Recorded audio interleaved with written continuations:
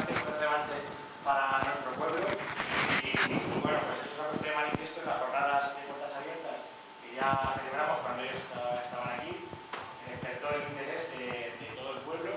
Y bueno, pues esta tarde también te acompaña aquí pues, toda esta gente de Higueruela que sigue pues, muy ilusionada, con muchas expectativas en torno a este proyecto. La verdad es que habéis conseguido despertar pues, una ilusión muy grande en el pueblo y bueno, debo decir que todo esto también se ha puesto en marcha gracias a la cooperación, a la colaboración institucional entre el Ayuntamiento, la Diputación, a través del Instituto de Estudios Albacetenses y obviamente bueno, pues la labor de los investigadores, los compañeros de José Luis que han estado aquí haciendo. La intención del Ayuntamiento es poder continuar avanzando en este proyecto, poder seguir recabando, poder seguir descubriendo qué es lo que allí hay de nuestros orígenes, qué información también nos aporta acerca de todos los usos, las costumbres, todos los elementos culturales que se han trasladado hoy en día y que, bueno, pues, que tienen que ver con quién somos y lo que somos como pueblo.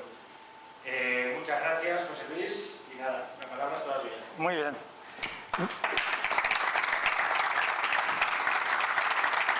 Me vais a permitir que me quite, como creo que estamos a bastante distancia, que me quite el bozal, porque de esa manera puedo respirar y puedo hablar al mismo tiempo. Bueno, en primer lugar, muchas gracias por venir, por mostrar interés. Una de las obligaciones que tenemos los investigadores es devolver a la sociedad lo que la sociedad nos da. Nosotros todo esto, o las instituciones que han financiado el proyecto, no lo podrían hacer si no pagaseis impuestos. Por lo tanto, los jefes de verdad sois vosotros. Entonces, digamos de alguna manera, es nuestra obligación trasladaros, de momento, de forma en el formato de esta charla y más adelante, pues espero que en un libro, de la manera que sea, toda la información que obtenemos de nuestras investigaciones y, por lo tanto, muchas gracias por mostrar interés, porque eso nos arropa y nos hace, digamos, saber que por lo menos a esto le interesa a alguien, ¿no? En segundo lugar, muchas gracias al Ayuntamiento de Higueruela por, digamos, impulsar el proyecto, porque evidentemente si no hay un impulso, pues digamos, muy difícil de desarrollar y por lo tanto, sin ese impulso, pues no estaríamos aquí, estaríamos en otro sitio o el proyecto tendría otras dimensiones. Yo voy a hablar hoy un poco del proyecto y de los primeros resultados.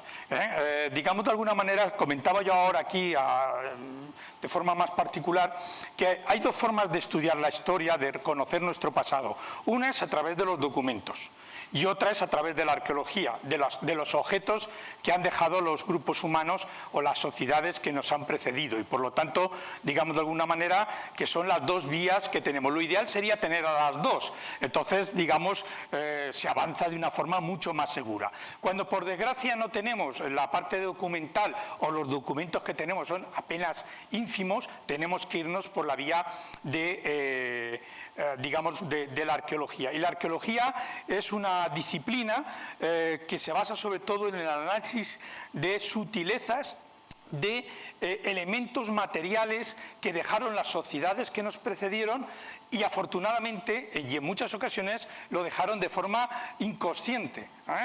Porque normalmente uno de los grandes problemas que tenemos con los libros de historia o las crónicas de los reyes de España o de cualquier sitio es que el cronista quiere que le paguen el sueldo a final de mes y pone al rey por las nubes, lo bueno que era, lo magnífico que era, y tienes que leer entre líneas porque muchas veces lo que está ocurriendo es que te está tergiversando los hechos para, digamos, quedar bien ante el señor que le está pagando en ese momento. La arqueología no tiene ese problema. La arqueología, nosotros no somos conscientes que en nuestra basura, en nuestra cesta de la compra, en nuestra ropa, en nuestros adornos, en nuestra forma de entender la vida, de forma inconsciente, vamos dejando huella de quiénes somos, qué nos gusta, cuáles son nuestros ideales, cuáles son nuestras preocupaciones, etcétera, etcétera, etcétera. Por lo tanto, lo que intentamos es recuperar todo lo posible, en la medida de lo posible, ese pasado de esas comunidades que vivieron hace ya 1000 años aquí en las tierras de Higueruela. Por lo tanto, digamos que el proyecto, como veis, arranca con el impulso del Ayuntamiento de Higueruela, con la financiación también del Instituto de Estudios Albacetenses y, sobre todo, con el interés de la Escuela de Estudios Árabes, del Consejo Superior de Investigaciones Científicas. Y ahora os iré contando cómo llegamos a que el Consejo Superior de Investigaciones Científicas se fije en Higueruela y diga: yo quiero que mis equipos de investigadores vayan allí porque me parece muy interesante ese proceso que ha estado.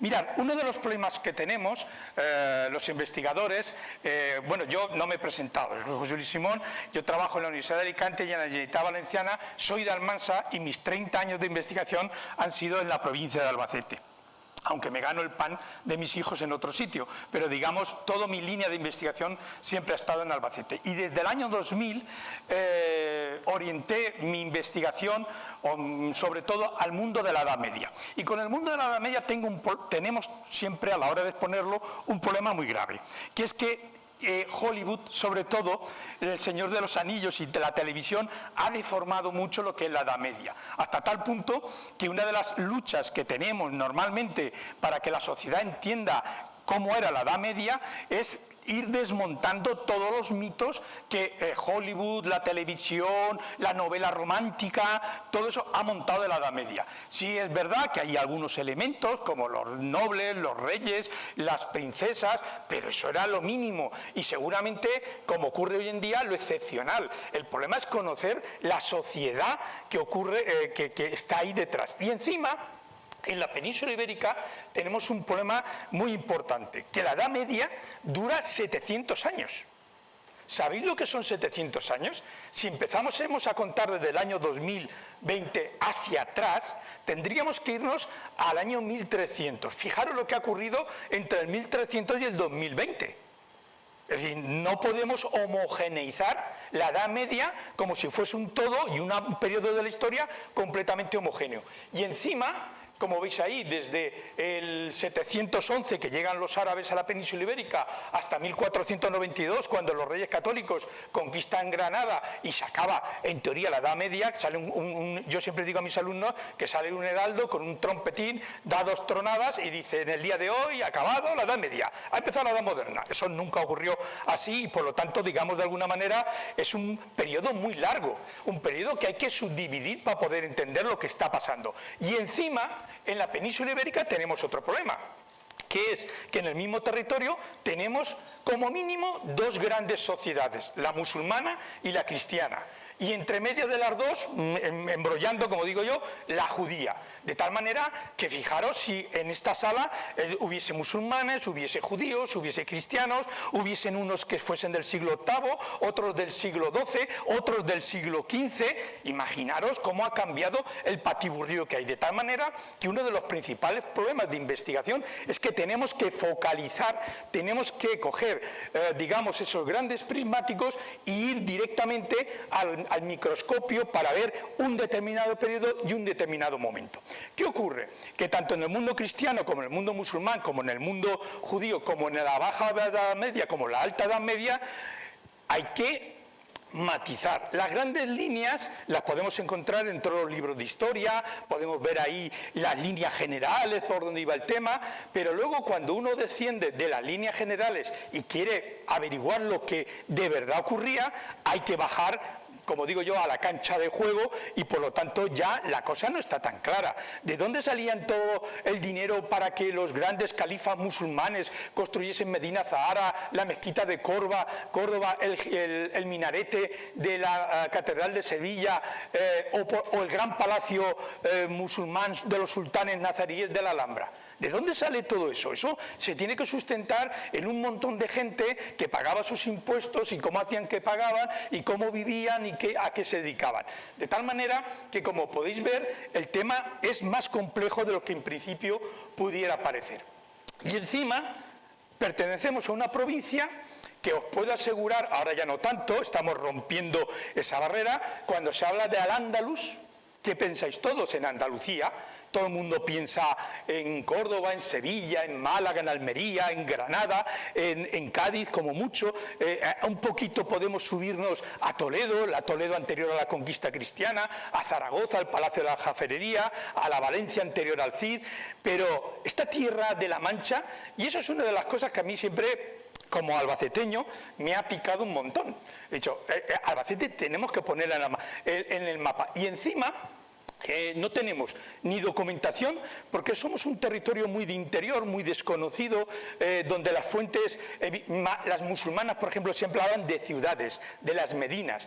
Para los cronistas musulmanes, el mundo rural es un mundo muy aburrido, que no ocurre nada y que además no tiene objeción de hablar de él, porque la mayoría de las élites musulmanas vivían en las ciudades. Y en el mundo cristiano, tener en cuenta que aquí hasta 1240 no aparecen los cristianos o no se conquista estas tierras. Por lo tanto, del 711 al 1240 hay casi 500 años o 400 años que, digamos de manera, ¿qué pasa aquí en esos 400 años? Y lo único que teníamos hasta hace 20 años eran unos grabados antiguos, como ese que tenéis allá arriba de Anton van Wigaerden, de este de aquí, del castillo de Almansa, que es una imagen que le hace ese grabador holandés al rey Felipe II, porque Felipe II, para que no le pasase aquello del ministro este de defensa que teníamos, que estaba en El Salvador y dijo aquello de ¡viva Honduras!, porque no sabía ni dónde estaba, pues Felipe II le pasaba lo mismo, y entonces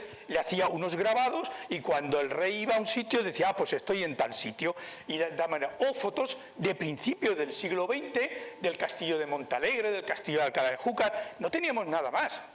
No teníamos nada más. Y si no teníamos arqueología, no teníamos documentos y no teníamos más que una foto de hace 100 años, pues verdaderamente, ¿qué pasa aquí en la Edad Media? Y a poquito que repaséis la bibliografía de la provincia de Albacete anterior al año 2000, pues bueno, unos cuantos libros de la zona de Alcaraz, un poquito de Chinchilla y poco más, y mayoritariamente cristiano. Y fue todo un reto el empezar a decir, vamos a ver qué pasa aquí. Y fijaros, fortalezas como la de Chinchilla o la de Alcaraz o la de Peña de San Pedro, no sabíamos nada, salvo que había sido una cárcel a finales del siglo XIX, principio del siglo XX.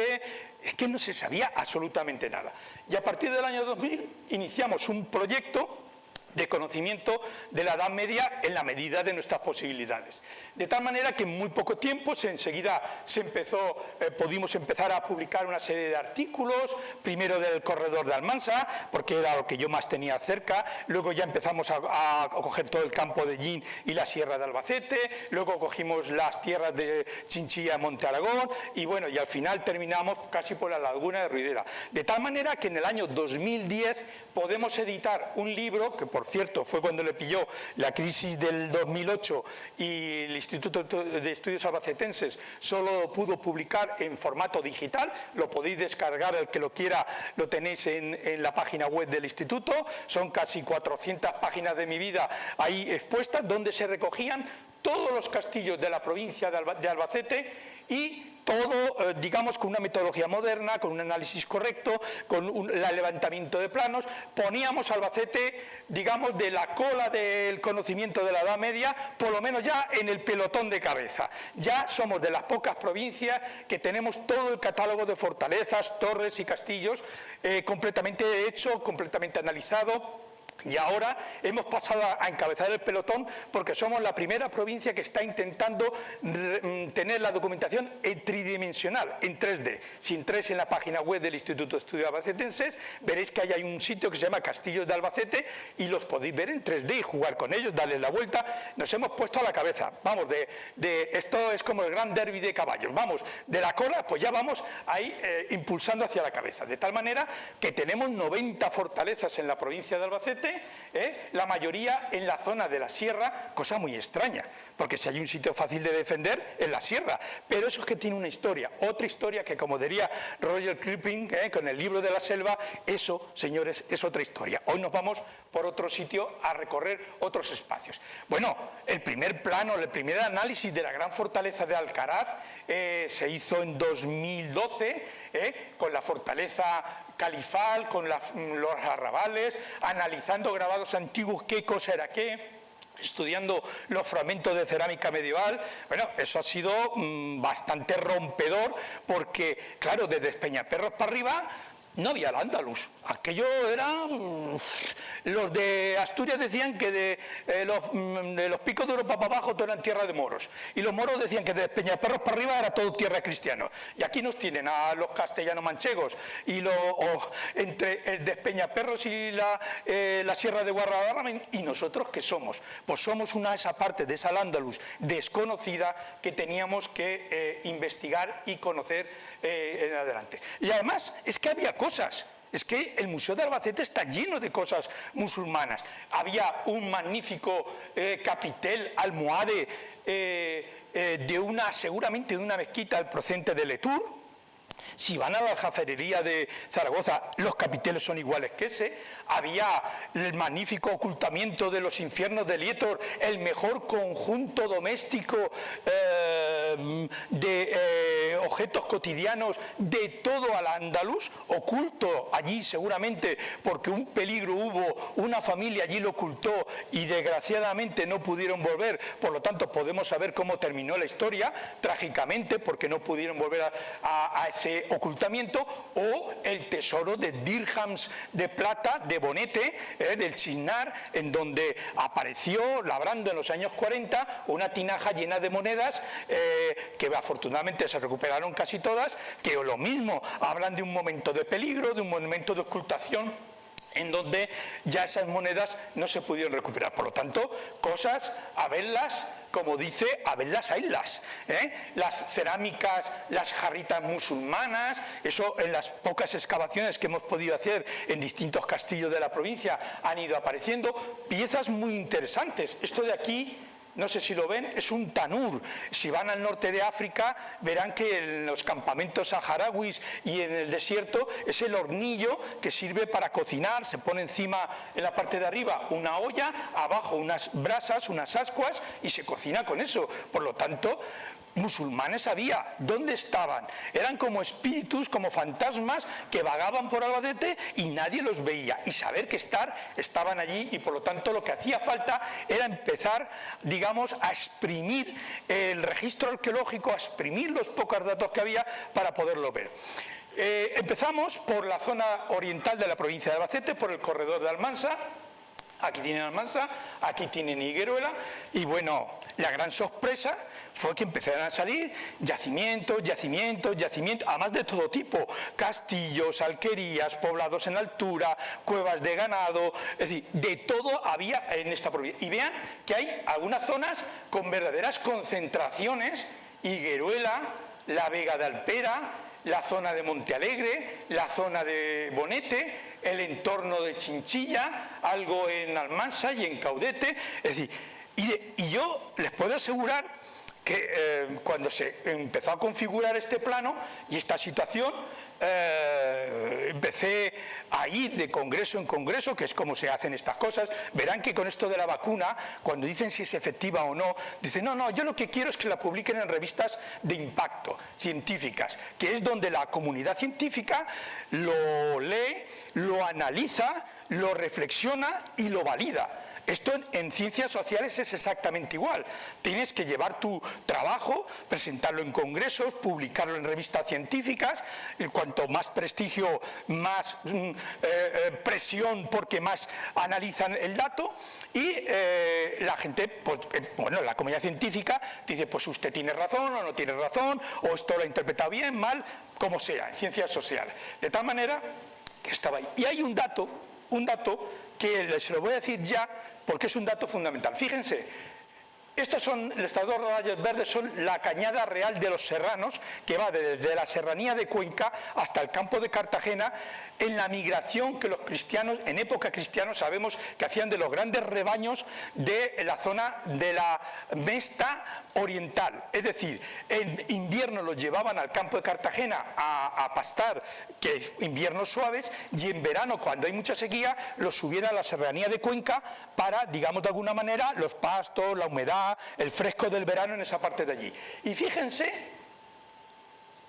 que estas dos cañadas, hay una medina, que es la gran medina de Chinchilla, es la capital del momento, y aquí, fíjense esta cañada, que pasa por Higueruela, va hacia Monte Alegre, cruza hacia Yecla y se va hacia el Campo Cartagena. Y miren la concentración de yacimientos que ahora veremos. Bueno, la cosa era impactante, porque es que aquí, solo aquí, hay 180 yacimientos y en toda la provincia de Jaén hay 42 y en toda la provincia de Sevilla hay 91. Y yo empecé a ir de congreso en congreso y decir, señores, aquí hay todo esto. Y les puedo asegurar que era como Pepito Grillo. Anda, anda, quita, calla, en Albacete. Pero si allí no puede haber nada, hombre. Si eso está muy lejos de Al-Ándalus, eso.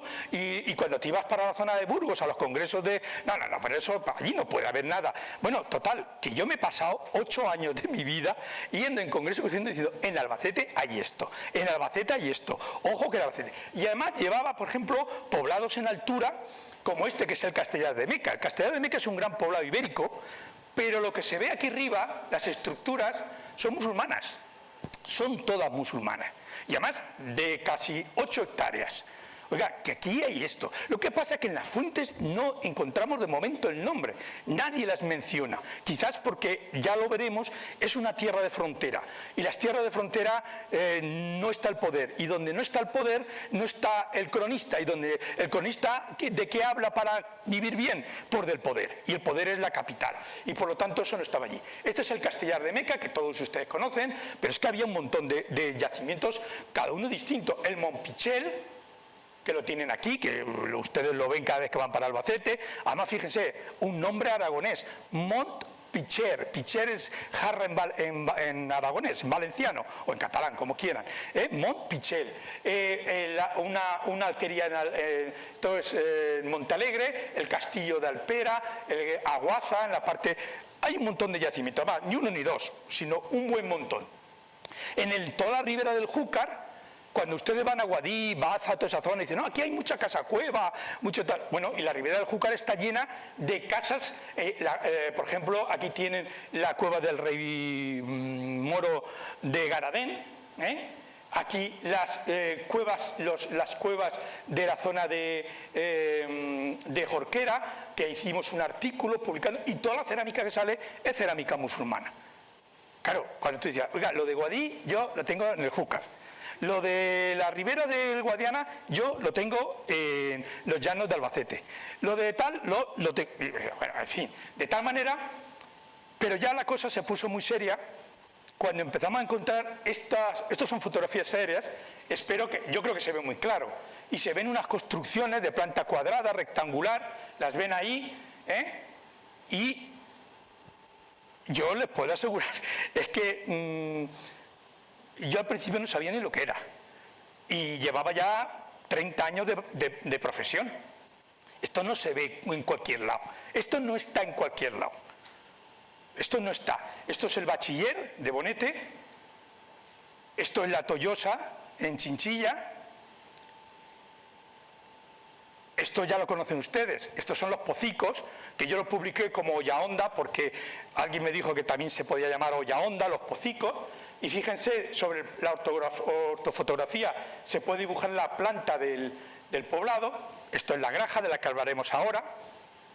Y esto es lo que ustedes llaman Mingo García y en las fuentes antiguas se llama el Castellar o los Castellares. Cuando yo fui con estas fotos, fíjense, esto es una fotografía de dron, la fotografía normal y el plano levantado. Y pensé, estos son alquerías, estos son alquerías, estos son alquerías.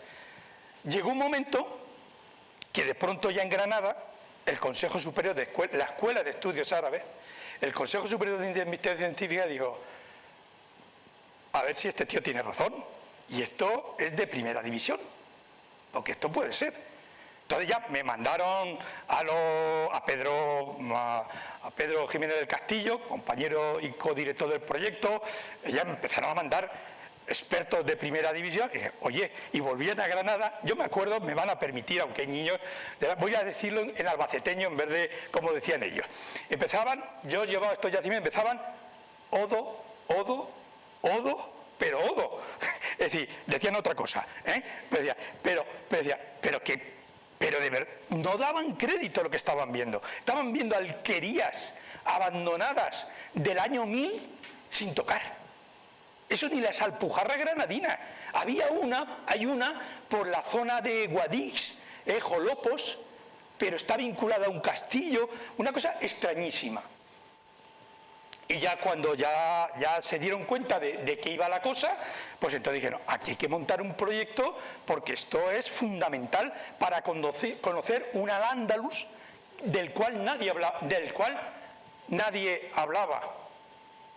A ver, ahora esto no quiere marchar. Ay, la batería se está agotando, no me fastidies. A ver, mira a ver, porque igual el portátil no está enchufado. Bueno, a ver, aquí está. De tal manera que esto ya no solamente se publicó en el Al-Basit, que es la revista, digamos, de segunda división, una buena revista con buenos parámetros científicos a nivel estatal, sino que ya fuimos a jugar al campo, a la Champions, y fuimos a la revista Alcántara, donde ahí ya te están analizando no solamente a nivel español, sino a nivel internacional, la Escuela de Estudios Franceses y la Escuela de Estudios Franceses y la Escuela Británica dieron el ok a lo que, fijaros el título, el poblamiento andalusí en las tierras de secano, el área sudoriental de la Mancha en los siglos XI y XIII, el secano. Por primera vez se estaba empezando a hablar no del Al-Ándalus de regadío, del Al-Ándalus del agua, del Al-Ándalus de las adelfas, de los olores, de la sensibilidad musulmana que tanto habían hablado los poetas, sino del Al-Ándalus real, del Al-Ándalus que se levantaba todas las mañanas con el sol, se ponían a labrar los campos de cereal, llevaban los ganados a pastar, pagaban sus impuestos y con eso los califas, los emires, los sultanes, los jefes de distrito podían levantar las grandes fortalezas en todo Al-Ándalus. Y entonces es cuando la Escuela de Estudios Árabes decide ya montar un proyecto. Y tenemos la fortuna, bueno, teníamos elegidas varios alquerías en la provincia, había una que nos hacía mucho tilín, que es Las Grajas, porque Las Grajas es espectacular. Y bueno, pues tuvimos la suerte de encontrar un equipo de gobierno, tuvimos la suerte de encontrar al instituto, tuvimos la suerte, yo se lo digo sinceramente, de estar en el sitio oportuno, en el momento oportuno. Y bueno, lanzaron un primer proyecto y empezamos con un equipo de gente de Granada, de Alicante, de Valencia, de varios sitios. Montamos un pequeño equipo al cual aquí pues se sumaron algunos de los miembros y representantes de las instituciones patrocinadoras y empezamos el proyecto. Y el proyecto es un proyecto que iba a lo que nadie había investigado, el secano y sobre todo la ganadería, por dos motivos. Ya recordarán el tema de las grandes rutas ganaderas, lo empezamos. Y además porque el sitio tenía varias condiciones importantes. En primer lugar, estaba a 1000 metros de altitud. Ustedes, yo es que no sé, esto da un poco vergüenza explicárselo a ustedes, ya saben el frío que hace aquí. Y en el año 1000 os les puedo asegurar que mucho más frío. Es decir, una zona de altitud, no es la serranía conquense, pero le falta bien poquito, es decir, muy alta, con unas condiciones medioambientales muy especiales. ¡Ay, quieta, quieta, quieta! ¡Quieto! A ver, aquí.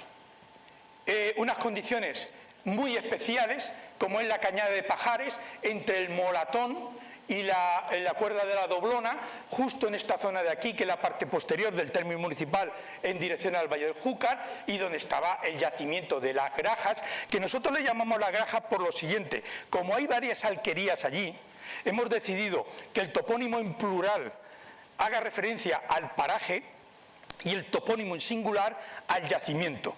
Esto ya sé que es difícil de entender, porque es que si no luego ocurrirá lo que ocurrió en su momento cuando pasaba. Y lo más interesante, que este sitio, bueno, y aquí tienen el plano. Aquí yo me acuerdo que cuando traje al topógrafo y levantamos la planta del yacimiento, porque se puede levantar la planta de alquería sin necesidad de excavar, y esto sí, esto les puedo asegurar yo a ustedes que esto... Yo iba de congreso en congreso, yo tengo esto, como el Pepito Grillo, ese que salta, y yo tengo esto, y todo el mundo, habrá cogido una aldea del siglo XVI, XVII o XVIII, y el tío se cree que es una cosa musulmana. Y yo sabía que no, pero bueno, tenía que ir, y fíjense que se ven las casas, se ven los corrales, se ven las calles, ahora iremos viendo un poquito más. y digamos de alguna manera el yacimiento era espectacular. Lo más curioso es que el yacimiento ya se conocía hacía 100 años. Y esa es una historia muy bonita que me toca ir desmintiéndole, porque ustedes, los de Higueruela, piensan que es ibérico. Y yo les explico por qué piensan que es ibérico. A principios del siglo XX vienen dos arqueólogos muy importantes. Uno es Pierre París, que es este señor de aquí, que fue el que compró la Dama de Elche y el que se la llevó al Louvre. Luego la Dama de Elche, por una historia también muy bonita, terminó volviendo al Museo Arqueológico Nacional. Y aquí tenéis a otro señor muy interesante, que es Pascual Serrano, natural de Alpera, maestro de Higueruela y íntimo amigo del marqués de Cerralbo, primer ministro de Alfonso XIII, que le contaban las antigüedades. Si van a Madrid, hay un pequeño museo en su palacete, que es el palacete de Cerralbo, que tiene una colección espectacular, y Pascual Serrano, este señor de aquí, que por cierto está con la élite de la arqueología en la cueva de Altamira, ya lo cita. Pero es que en los años 40, Isidro Ballester Tormo, que es el director del Museo de Prehistoria de Valencia, viene a Higueruela. Coño, ¿y por qué viene tanta gente a Higueruela? Porque iban buscando unas piezas ibéricas. Lo que estos iban buscando, Pierre París, Pierre Wolf, del cual no tenemos foto porque era un investigador, profesor de la Universidad de Burdeos, del cual todavía no hemos encontrado foto, y Isidro Ballester, iban buscando la famosa cierva que tienen ustedes en el escudo municipal, que parece ser que está en Valencia, o por Valencia. Vamos, iban buscando piezas ibéricas. Y cuando Pascual Serrano habla con la gente de Higueruela, dice, oye, sí, aquí hay un sitio muy interesante que se ven las ruinas, y lo llevan a las Grajas. Entonces, estos señores, los franceses, cuando vuelven a Francia, publican un artículo. Este artículo, Tres villes primitis nuevamente exploradas, los castillares, los altos de Carcelén, que son el Molatón, y las Grajas. Y explican que eso es una ciudad ibérica, pero ya dicen en el artículo, además levantan los... Ahí tengo yo el dedito y un poco tontorrón. Levantan unos planos de casas, si las veían ya, pero ellos piensan que es ibérico. Tengan en cuenta que estamos en 1905 y el ibérico estaba en el hit paraí de los estudios arqueológicos junto con la egiptología.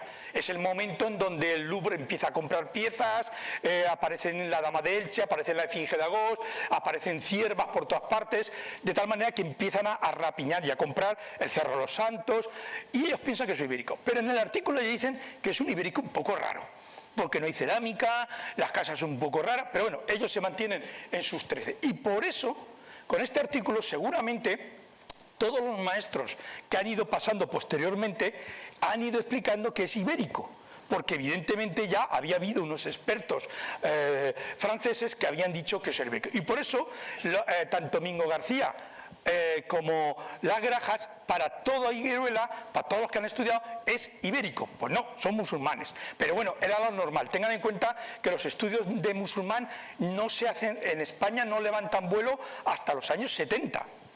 Y estamos hablando de 1910. Bueno, esta es la fotografía del vuelo americano de 1957, en donde, aunque con un pixelado muy raro, se ve claramente todas las casas. Fíjense que todavía no están hecho el camino nuevo, no están hechos los campos eólicos, bueno, pero se veía muy bien. Aquí ya esta es una fotografía del año 2004 y se veía, bueno, en ortofotografía, de tal manera que parecía, y les puedo asegurar, parecía increíble.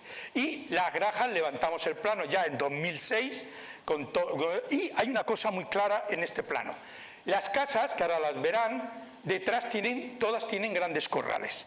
Por lo tanto, estamos hablando de un grupo humano, de una alquería, de un grupo musulmán que evidentemente delante tienen una vega estupendísima para cultivar, pero el excedente, digamos, de donde sacaban la riqueza era del ganado. El ganado era su seguro ante unas malas cosechas y una mala situación.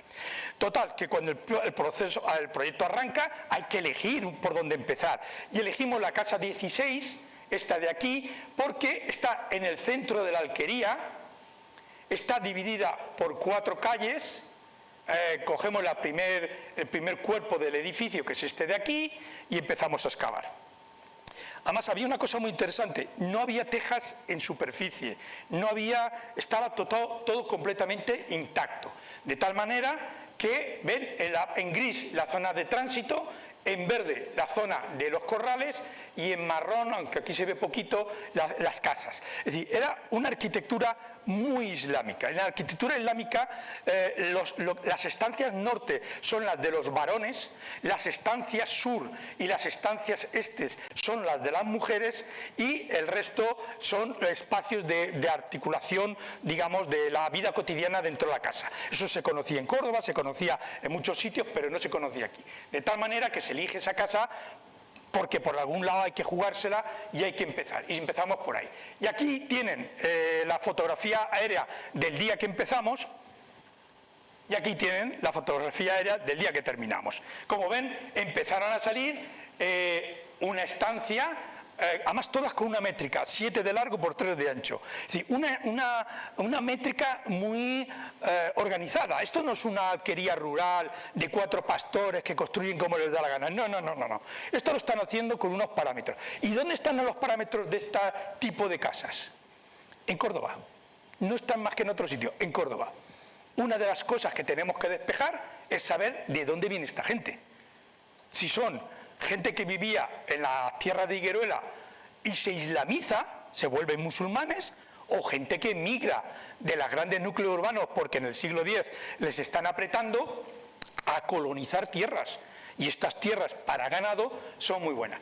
Pudimos excavar las 4 estancias, el patio simplemente despejarlo. En 25 días de excavación, 6 personas, pues hicimos lo que pudimos porque esto requiere mucho medio humano, requiere mucha historia. Pero fue muy interesante porque nos permitió conocer ya cómo funcionaba. Tenemos la parte de la puerta principal, 2 estancias al este, curiosamente enlucidas en blanco, con pisos, todo en blanquito, lo cual debe tener una funcionalidad muy concreta, y 2 al norte, una que es claramente la cocina, porque estaba llena de ceniza, porque había las ollas de cocinar, porque estaba el hogar, y otra que seguramente será un salón, digamos, de estancia. Aquí tienen la estancia número 3, cómo se empieza excavando, con el derrumbe, porque además sabemos que las casas son todas de piedra y colapsan hacia adentro.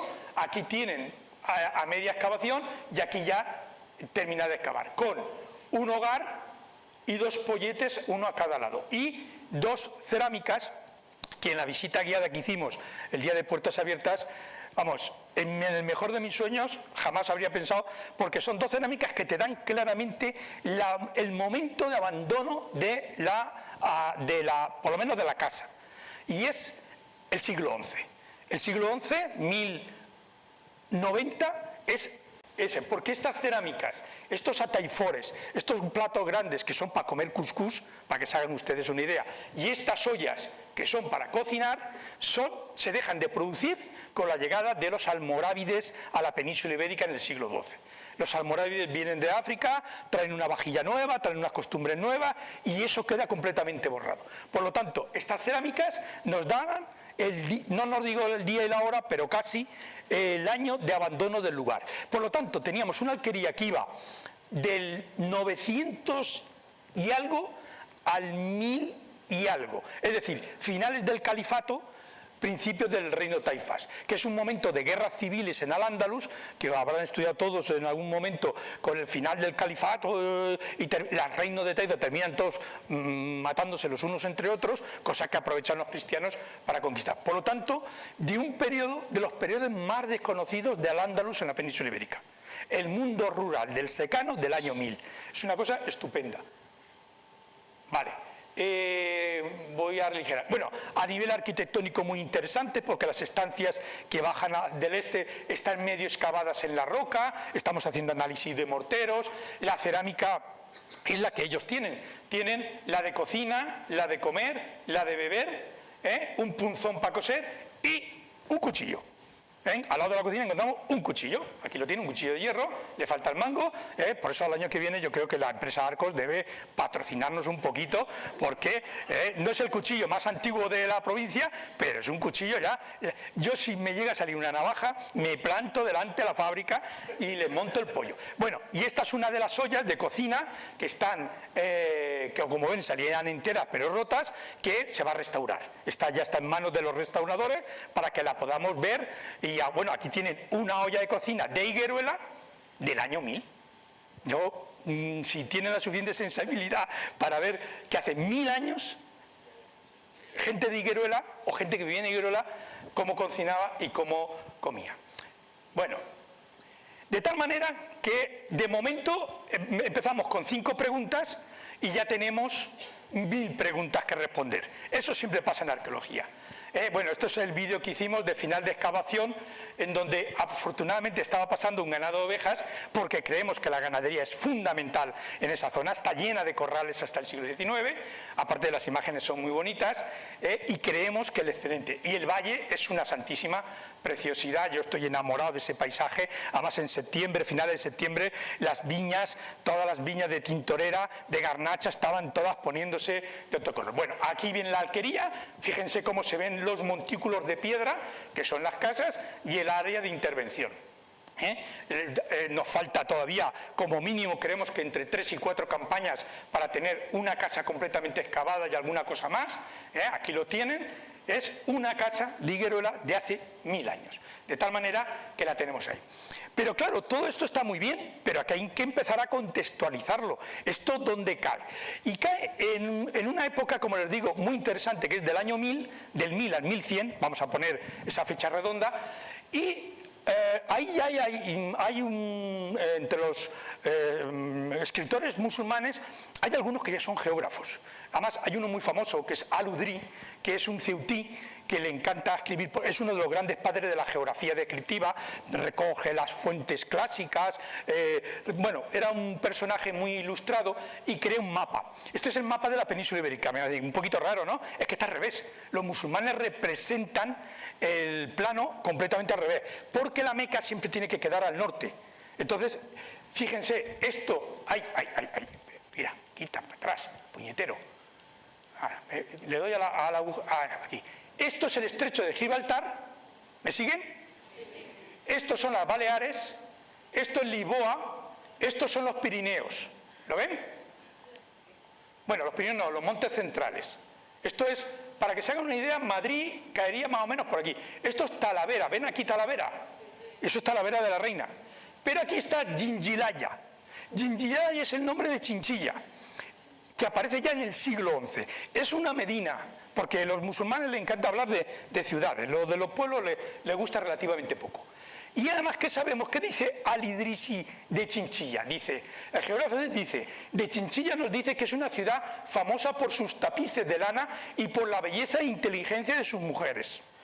La segunda parte, bueno, pues lo hace pocas veces, pero dice tapices de lana. Pero es que luego hay otro historiador, 2 siglos después, Al-Sacundi, que dice, un historiador cordobés del siglo XII, que dice: Murcia es también celebrada por las alfombras de Chinchilla, que son exportadas a todos los países de Oriente y Occidente. Y en el siglo XVI, en los contratos de venta de alfombras y mantas de Chinchilla y Alcaraz, siempre se dice que hace alusión al colorido de buenos colores, finos colores y buenos colores. Es decir, hay toda una industria de fabricación de alfombras, de mantas, de textiles de lana que necesitan hasta hacerse de algún lado. Esta es una alfombra que está en el Museo de Albacete del siglo XVI, pero debería de diferir muy poco de las épocas musulmanas.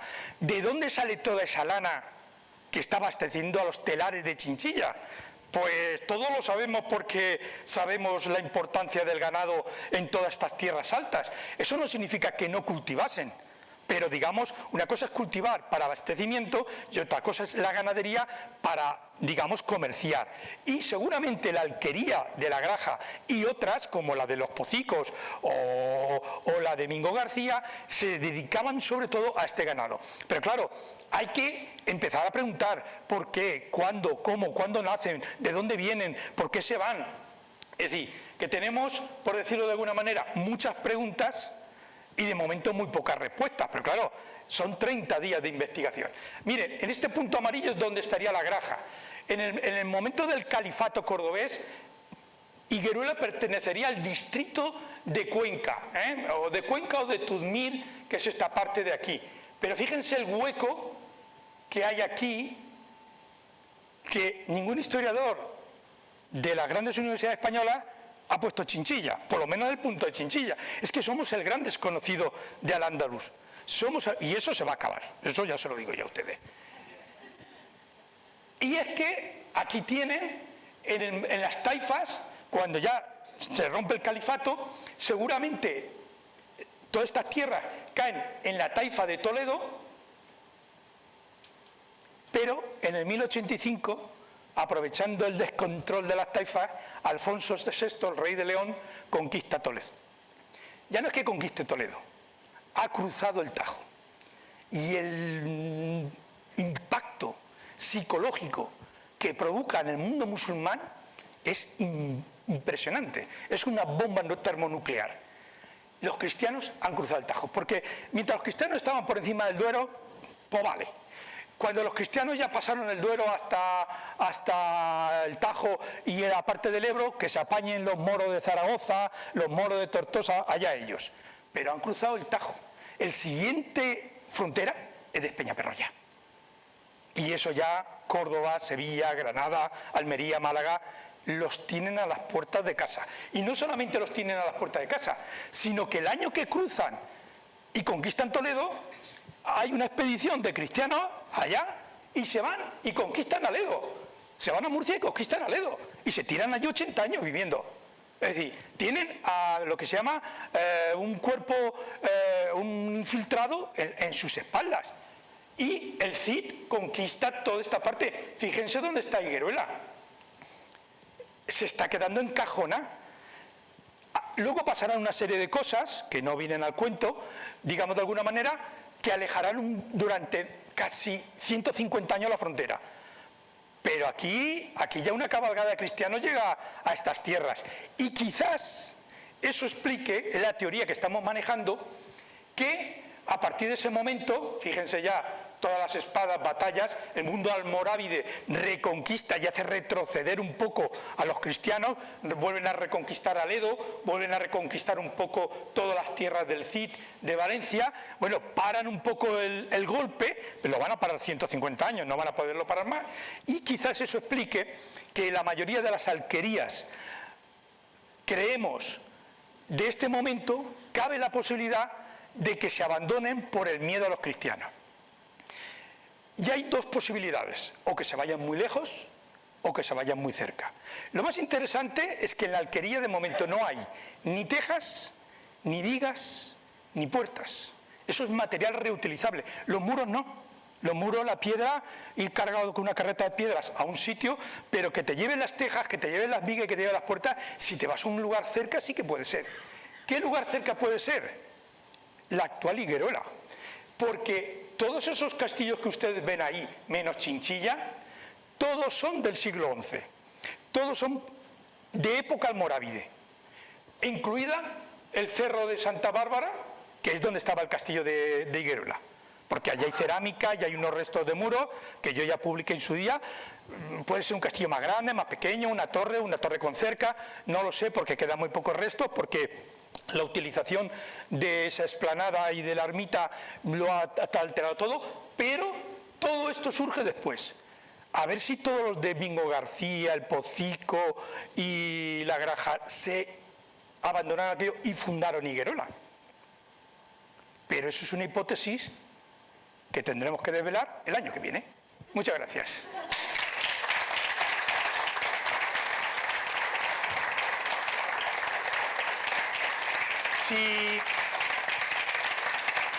Gracias. Si tienen alguna pregunta, yo encantado de contestarla, si puedo.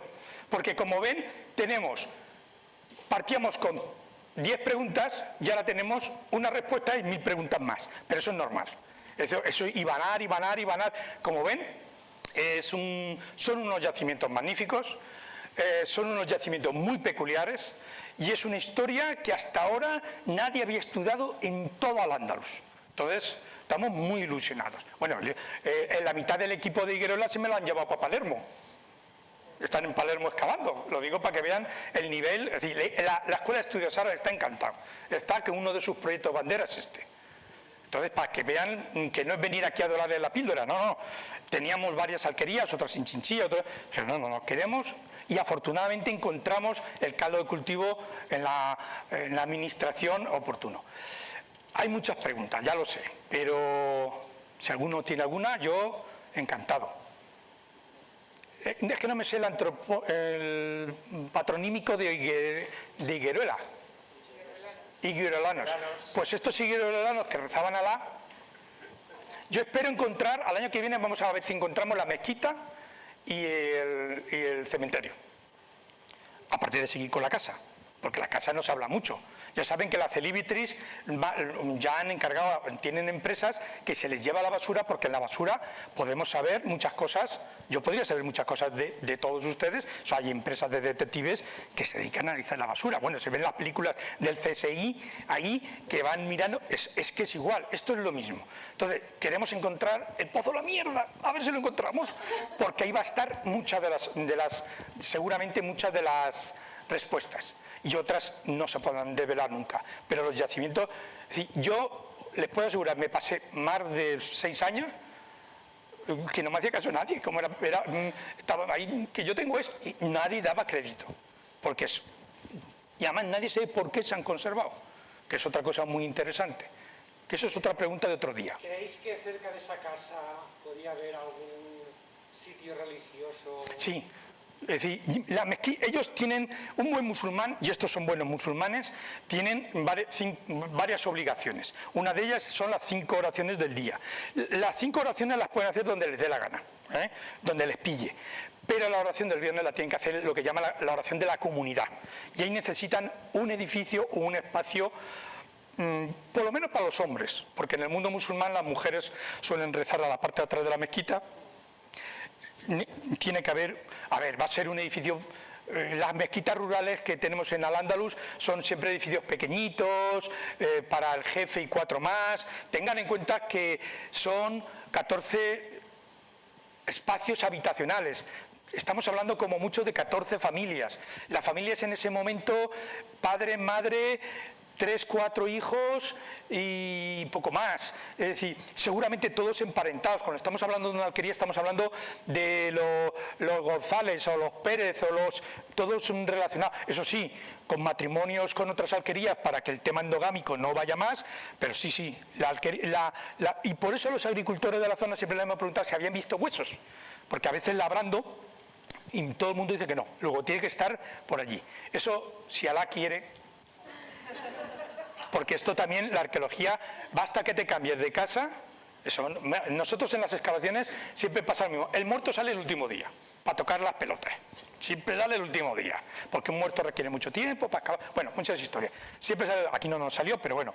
Pero sí, tiene que estar la Makbara, es decir, el cementerio, tiene que estar la mezquita. Esos son 2 elementos fundamentales. Y tiene que haber... silos donde ellos guardaban el grano, porque los corrales son allí enormes, los corrales. Entonces, ahora mismo en Madrid, en el CSIC, están analizando los carbones que han salido, carbones y semillas. En Valladolid están restaurando las cerámicas. ¿Qué más? No sé dónde están, en Murcia están analizando todo el tema de morteros y sedimentos. Es decir, porque claro, para intentar abarcar todo hay que analizar cualquier cosa para obtener datos. Por ejemplo, yo estoy como loco por encontrar huesos de ovejas para saber de qué raza son, porque estoy convencido que la oveja manchega, su origen está en los ganados andalusíes, no en los cristianos. Los cristianos lo que traen es la merina, pero la manchega, que es una oveja dura de pelar, que es capaz de comerse esparto, de no beber en 3 días, no como la finita de la merina, que si no bebe todos los días y no come todos los días se le muere. Por eso los ganados siguen siendo de manchega. Yo quiero encontrar esa fauna porque los que estudian huesos me pueden decir qué características tiene esa fauna. Hay muchos temas muy bonitos, porque además vamos a estudiar a la gente humilde. Estamos hartos ya de sultanes, de princesas, de nobles, que de eso ya lo sabemos todo. Pero la gente que soportaba, la gente del día a día, es esta. Entonces hay que ir a por ellos, a conocerlos y a ponerles nombre. A ver si tenemos suerte, una lápida con un nombre, un Muhammad. Por un Muhammad lo que daba yo. Bueno, a través de la página web también queremos subir del ayuntamiento, ir subiendo todo lo que tengamos, y espero que si hay año que viene les espero a todos allí. Están en su casa. Bueno, muchas gracias.